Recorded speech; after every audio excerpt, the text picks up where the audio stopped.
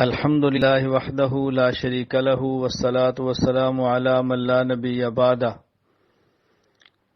جموں کشمیر کے نہایت جید باعمل مفکر مفسر فقیہ جید عالم دین مفتی فیض الوحید قاسمی نور اللہ مرقدہ انتقال فرما گئے ہیں، جن کی خبر سن کر بہت دکھ ہوا، بہت افسوس ہوا۔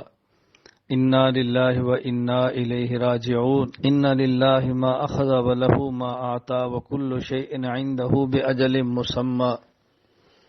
اللہ رب العزت ان کی مغفرت فرمائے، درجات بلند فرمائے، آخرت کی منزلیں آسان فرمائے، ان کے تمام دینی اعمال کو اپنی دربار میں قبول فرمائے، ان کے تلامذہ متوسلین محبین کو ان کے لیے صدقہ جاریہ بنائے۔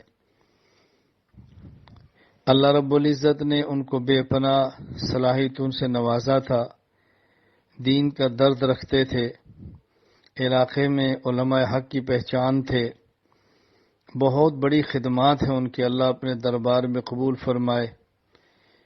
بڑے عرصے بعد اس قسم کے علماء پیدا ہوتے ہیں، ان کے جانے کا دکھ اپنی جگہ پہ ہونا بھی چاہیے۔ میں اس موقع پر گزارش کروں گا چند ایک چیزوں کا بہت اہتمام کریں۔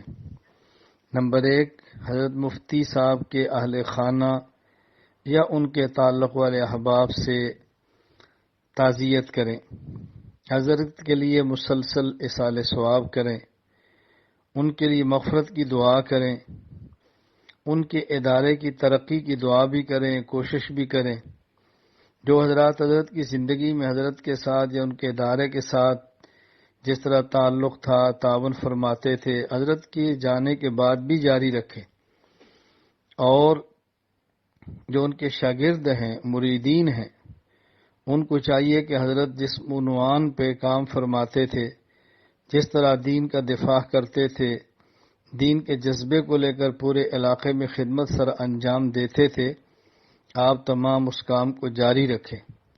حضرت کی راحت اور خوشی اسی میں ہے۔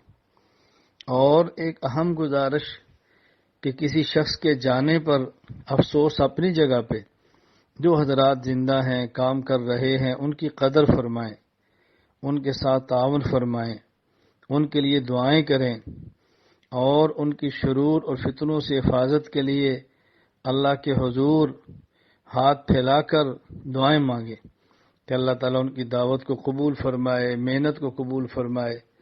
اللہ تعالیٰ ہم سب کو اپنے اکابر کے نقش قدم پر چلنے کی توفیق عطا فرمائے۔